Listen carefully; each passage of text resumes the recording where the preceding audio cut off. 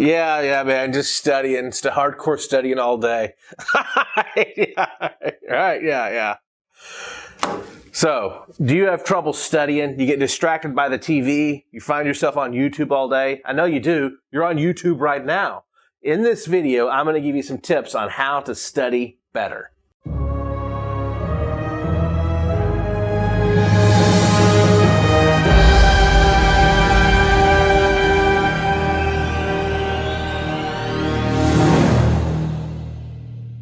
Hey guys, Ron White here from Stanley's Superhumans on the History Channel. There really is a way to study better and study more effectively. And in this video, I'm going to give you my 10 steps on how to study better. Step number 1, study for 25 to 50 minutes. Then take a 10 to 15 minute break, go for a walk, play with your dog, do some jumping jacks, push-ups, just go get some fresh air, get your blood flowing, and then go back and study again for 25 to 50 more minutes. And repeat that until you're finished with your studying. Step number 2, get 6 to 8 hours of sleep the night after you learn something. According to Dr. James Moss, is if you get a good night's sleep, 6 to 8 hours the night after you learn something, the next day when you wake up, you will remember it better than if you had a poor night's sleep and not at least 6 to 8 hours of sleep. 6 to 8 hours is actually known as the REM sleep. There are that 2-hour window, your brain will replay what it learned the previous day, and that's why you remember it better when you wake up the next day.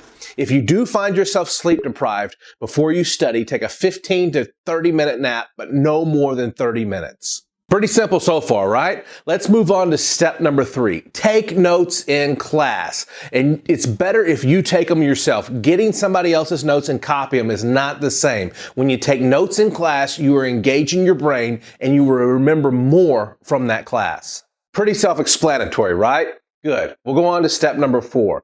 Step number 4 is clear your mind of all distractions. I used to hold the record for the fastest to memorize a deck of cards in the United States. And sometimes before I would memorize a deck of cards, my brain would be worried about things in my life or things that were going on. So what I would do to clear my mind of all distractions is I would close my eyes and I would visualize those scenarios the way that I wish they were or the way that I hope they would be one day. And then I would open my eyes, I would be relieved of that stress, and then I would memorize a deck of cards. Clear your mind of all distractions. Maybe close your eyes and visualize the things the way you wish they could be, and then focus on your studying. Great. Let's move on to point number 5. 5 is the keyword technique. And what this is if you find you're studying, your mind starts to drift or wander, use the keyword technique. Let's say you're studying about Abraham Lincoln, and your mind starts to drift. Focus in on a keyword about the text you're reading and just say to yourself, Lincoln, Lincoln, Lincoln, Lincoln, Lincoln, until your brain is once again focused on what you're reading and Abraham Lincoln. Pick a keyword out of the text. We're halfway there. Step number 6 is to learn the most important ideas first. If you're looking at a book, sometimes at the beginning they'll have learning objections, or maybe at the end they'll have a recap. Look at those recaps. Look at those bullet points. Those are often the most important details that the book or the professor or teacher wants you to learn. Learn those first and look for those details whenever you're reading or whenever you're studying. Learn the most important things first. All right, guys, moving right along to point number 7. Number 7 is look at the back of your book and see if there's a list of terms or a glossary or definitions. If so, familiarize yourself with those or even memorize them. It'll give you a greater understanding of the material that you're reading in the book. All right, guys. Now, number 8. This is kind of a weird one, but just bear with me here and try this. Next time you're studying, get some gum and chew it as you're studying. Then when you are taking the test, get that same flavor of gum, chew that gum during the test, and scientific studies will prove that that will be a brain trigger that will trigger your mind to actually remember what you were reading and what you were studying the last time you were chewing that gum. I know it's weird, but give it a try. I think you'll be surprised. All right, we're almost there. Point number 9. For lack of a better word, pretend or try to trick your brain into thinking that whatever you're reading is a plot to a movie or a plot to a TV show. Because let's face it, sometimes what we're learning just isn't that interesting or it's just not that fun.